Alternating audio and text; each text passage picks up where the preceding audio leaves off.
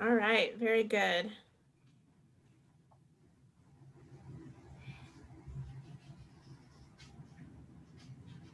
So it's probably just us. Yes. If it's just us, I don't think we have quorum. Is that right? That's right, because you need a majority. So we need 3. Well, let's see here. I didn't even, I need to pull up our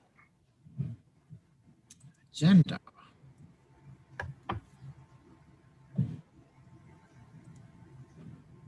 I'm feeling badly about progress in this one. I have lots of starts, but no finishes on, like, things haven't moved a lot for this. You know, I've emailed the chair and the vice chair. I have little updates, but none of them are earth shattering. In other words. You totally were just on camera. That's great. Is somebody wearing some amazing jammies right now? Yes. I tried to move my thing, but my partner is listening off screen in a Totoro onesie for those who are able to glance that.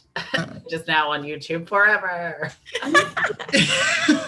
We should have a conversation about that offline.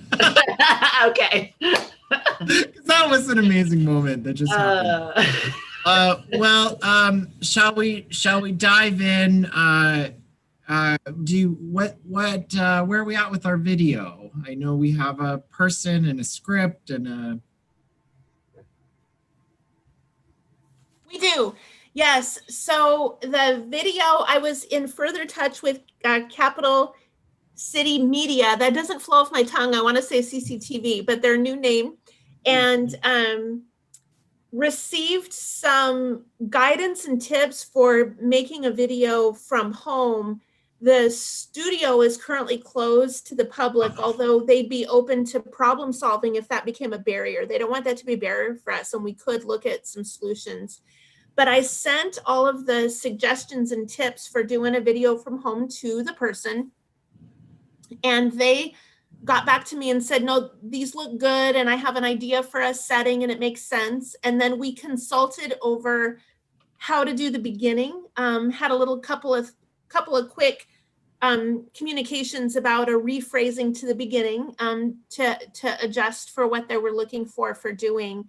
And so now I think it's just a matter of receiving the video. I checked back in and asked, how's it going? And they said, oh, I'll give you a call. So I think I'm just waiting to hear back, and we'll look forward to getting the update. But I think we're progressing towards having a video.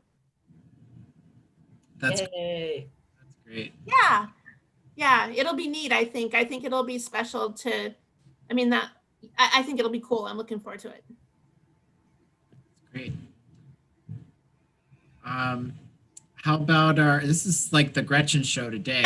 Our C101 concept. I know you and I corresponded a little bit about an email template, and you're gonna work with a designer at the city on that. Any other thoughts about those getting those meetings kind of scheduled and invitations out? Just early this week. It took me too long in the month to do this, but I think it was Monday, maybe. It was early this week. I sent a note to our chair and our vice chair, Krista and Angelo, and said, would it work if we scheduled 2 and put them in the communication so people could have a choice, and asked if we could alter like maybe evening and day choices.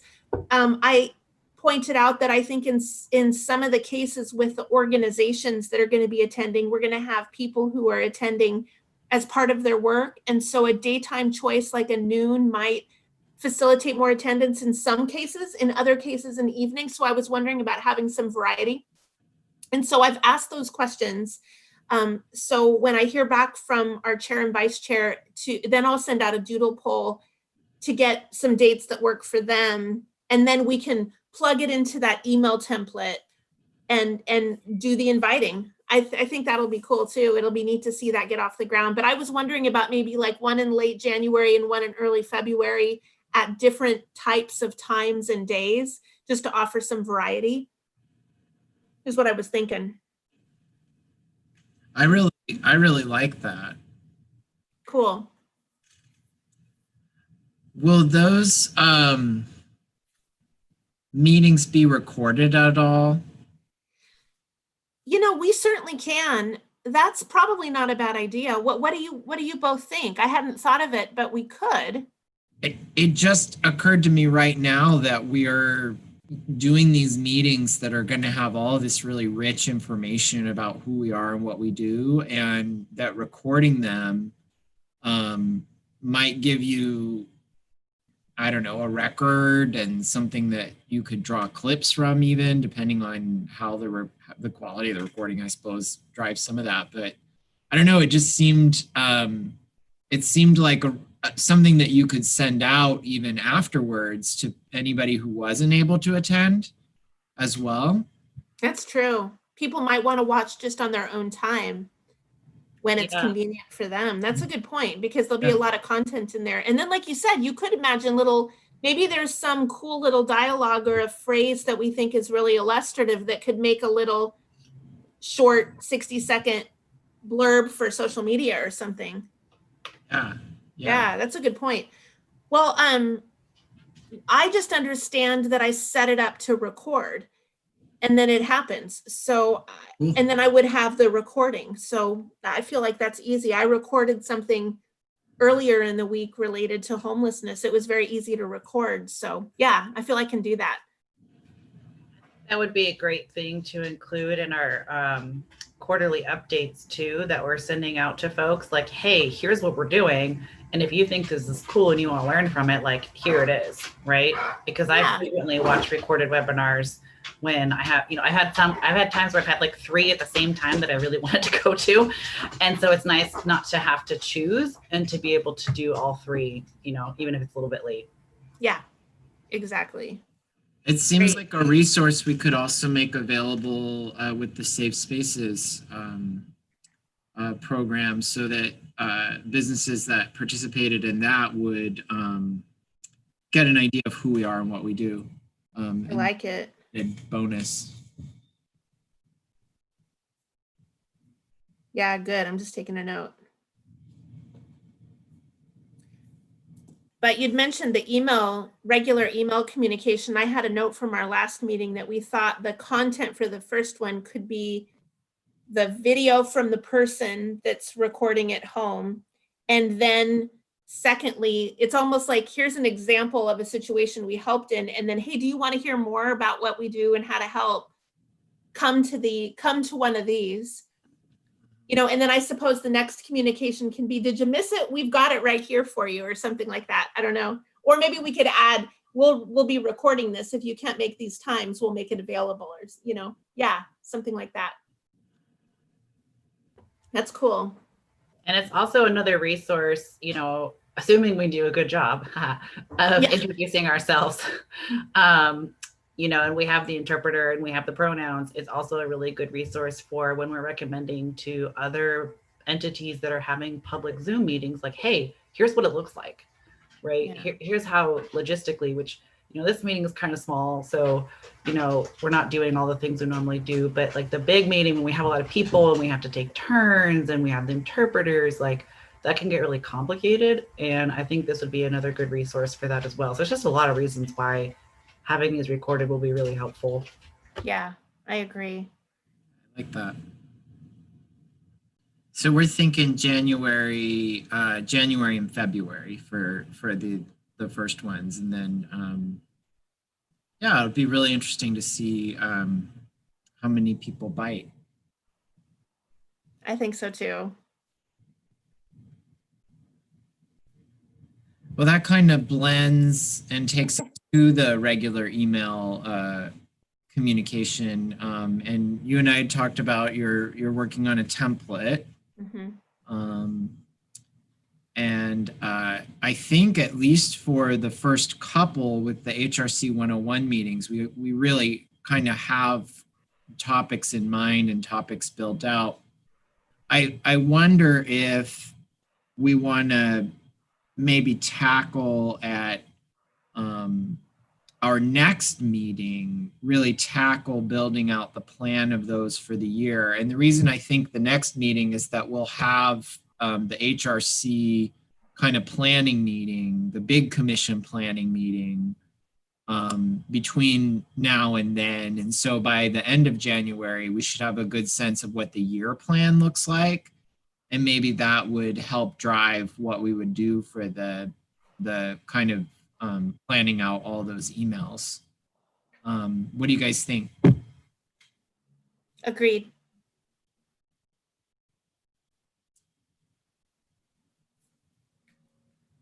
Anything else on emails we should tackle tonight? Well, I know our next topic is the student survey, and I don't think we have anything to share, unfortunately. We haven't been able to get a hold of her, have we? No, I did get a response that was like an auto one for the Willamette component that said that email doesn't work, which makes me think, okay, maybe our point of contact remains at Western, but not at Willamette. So I thought, I think I said this last month too, and I feel embarrassed that I didn't get it done, but I thought I really need to reach out to other points of contact that I have at Willamette and see, okay, I think part of me is hesitating because we've had 2 successful runs and we have a good partnership in place. So I think I'm a little reluctant to go look for something else, you know, and I appreciated, I talked to Bella recently, and Bella remains in touch with our teacher, and so was going to reach out to her. And so I guess I'm hoping that it's just that everyone's busy and that we'll be able to connect and work with the same person. So I think I'm sitting on it a little bit, but I guess, you know, that's worked well the past couple of years. So I didn't necessarily want to go reinvent the wheel, but at some point I guess we needed to clarify our timeline. Like, do we want to get this underway right now? Or how much longer should we give to try to reach our point of contact, I guess, is probably the right question.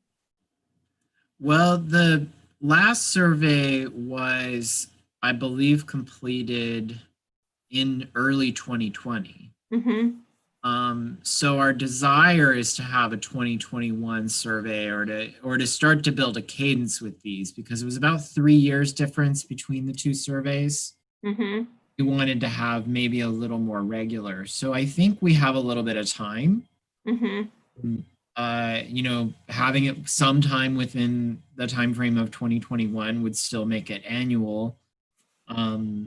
If we really had to reinvent the wheel and even push it all the way to 2022, it still would be closer in proximity than the 2 previous surveys were. So it isn't super uncomfortable to me if we have to keep delaying, but I sure hope we don't have to reinvent the wheel, because she was such a great resource, and the classes that she was teaching were so relevant to this. Yeah. So what options do we have, out of curiosity, if there is no right fit for a student-led situation? Are there any resources elsewhere at the city or even in the community that we know of for doing this kind of work? Well, maybe let's brainstorm that together. I'm not sure. I mean, I guess what are the components? The components include the document itself, and we do have that. So we could make edits to it, for example, and then route it through others that we know have some expertise, like Rita, I know wouldn't mind being tapped. So we might be able to handle that. And then there's distribution. And I know the distribution methods are somewhat achievable. Like in the past, there was some face-to-face community input, like they went to Saturday Market. We could probably organize commissioners to go to Saturday Market. There's the online pushing it out through the webpage and social media, which our communications team can do. The city can do that. There's the face-to-face communications with neighbors who are unsheltered, and Linnell reminded us that we could, like, she encouraged an early communication about that with a long time span so that there's more time. And I certainly have been developing relationships with organizations that are doing that work, and would be really comfortable to say, okay, here's the survey document and here's the time, and could you please, work with people in your shelters and when you're doing outreach to the camps, et cetera, to help. So I feel like we could do that. Probably where I guess I don't know is the compiling and the data and the analysis component. Analysis, yeah.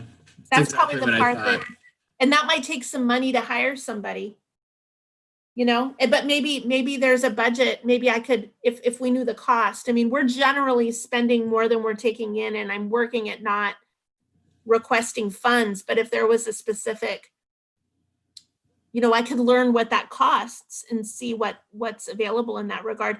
There is, meanwhile, I am talking to Willamette on the survey for people who are unsheltered in equity. You might remember that project that we developed. And I actually just emailed with somebody from that team today. And maybe that team would be a pathway into understanding the analytics side of Willamette, because they're planning on doing that survey amongst providers of services in the homelessness arena.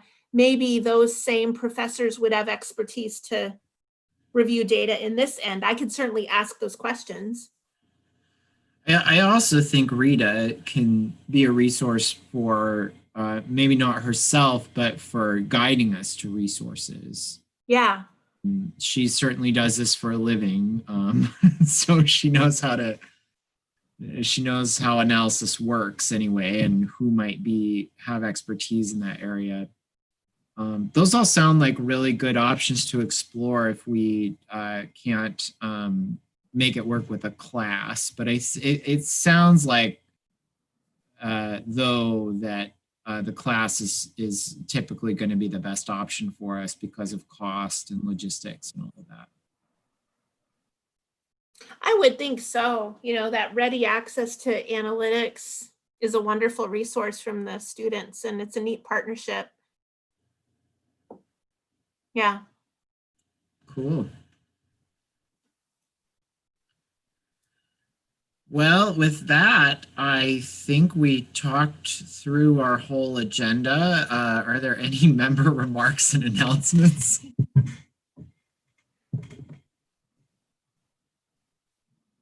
Well, it was great to see both this evening in our two different meetings, and yeah, I'm looking forward to the new year. I really think 2021 has to be just slightly better.